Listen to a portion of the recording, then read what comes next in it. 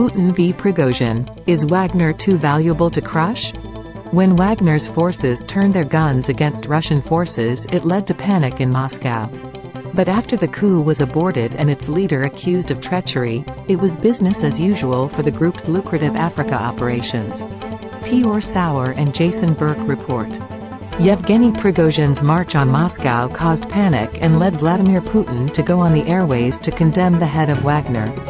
He decried the treachery and vowed to liquidate what remained of Wagner, and many assumed Prigozhin himself.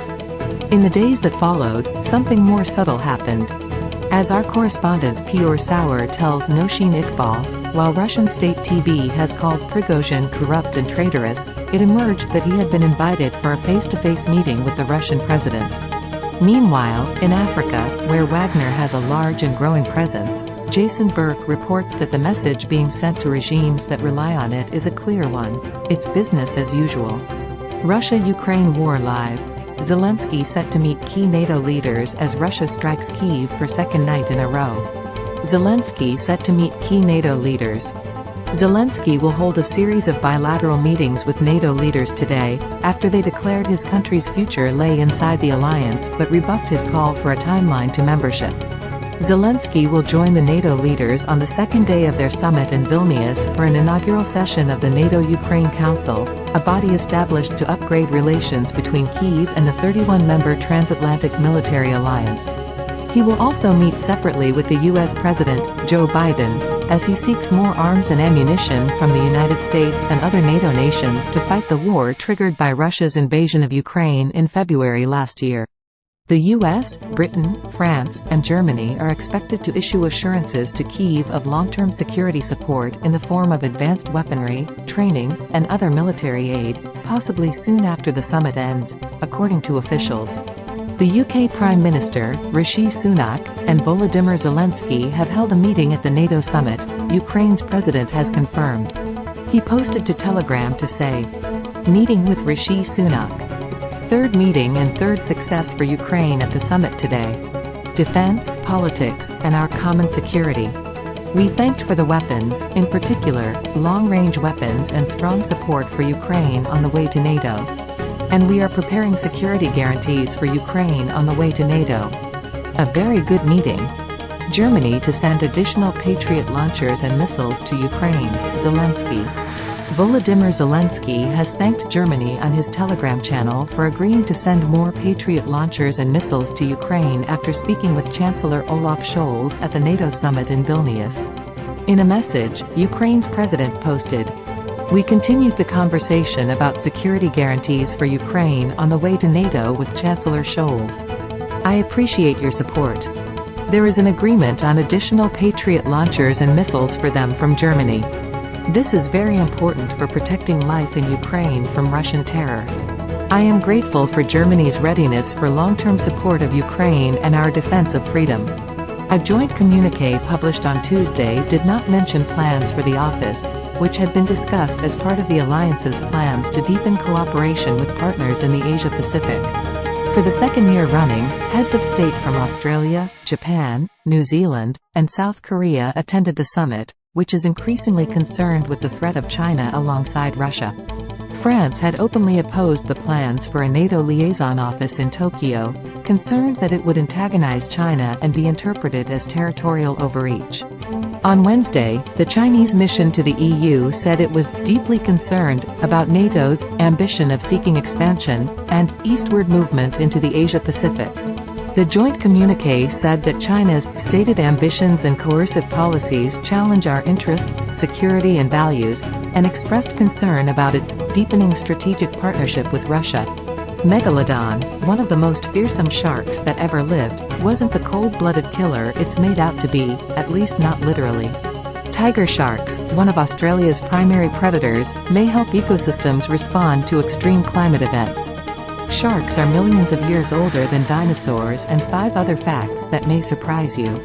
Through an analysis of fossilized megalodon teeth, Scientists have discovered the extinct shark was partially warm-blooded, with a body temperature around 7 degrees Celsius, 12.6 degrees Fahrenheit, warmer than estimated seawater temperatures at the time, according to a study published last week in the journal Proceedings of the National Academy of Sciences. We found that O. megalodon had body temperatures significantly elevated compared to other sharks, consistent with it having a degree of internal heat production as modern warm-blooded, endothermic animals do, study co-author Robert Eagle, professor of marine science and geobiology. The findings suggest this distinct trait played a key role in the ancient predator's terrifying size, and its eventual disappearance. Gigantism in megalodon. Believed to be at least 15 meters, 49 feet, long, Atotus megalodon, also known as the megatooth shark, was one of the largest apex marine predators since the Mesozoic era and went extinct about 3.6 million years ago, according to Eagle. Scientists previously theorized that megalodons were warm-blooded, but the new study is the first to provide concrete evidence of that effect. Megalodon giant shark discovery.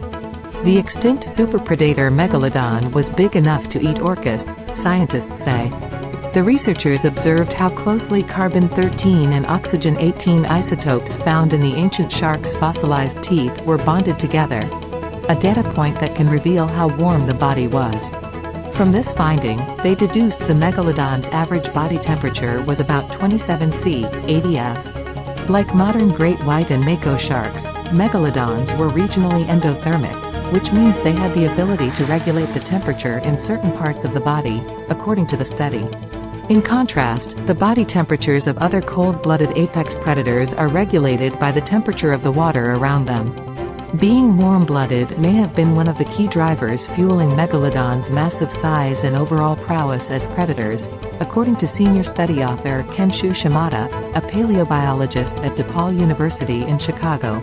A large body promotes efficiency in prey capture with wider spatial coverage, but it requires a lot of energy to maintain, Shimada said in an email. We know that megalodon had gigantic cutting teeth used for feeding on marine mammals, such as cetaceans and pinnipeds, based on the fossil record. At least 41 dead after heavy rain and flash floods in northern India.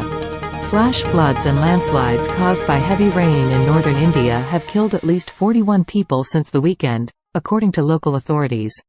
31 people have died in Himachal Pradesh, the state's chief minister Sukhvinder Singh Sukhu told reporters Tuesday, while a further 10 have died in neighbouring Punjab, Revenue Minister Brahm Shankar Jimpa told Indian news agency ANI.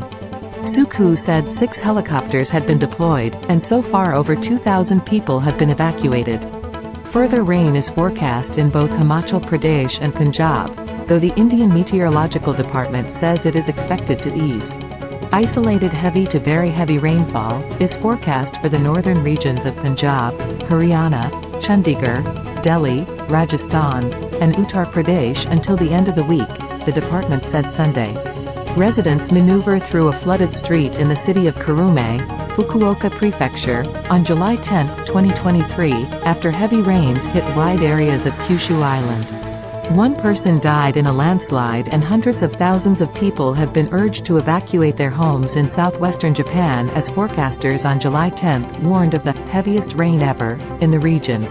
Floods and mudslides kill 6 in Japan as scientists warn extreme rainfall events will get worse. Meanwhile, water levels in Delhi's Yamuna River surpassed the highest flood level, HFL, mark of 207.49 meters on Wednesday, for the first time since 1978, with levels reaching 207.55 meters according to the Central Water Commission.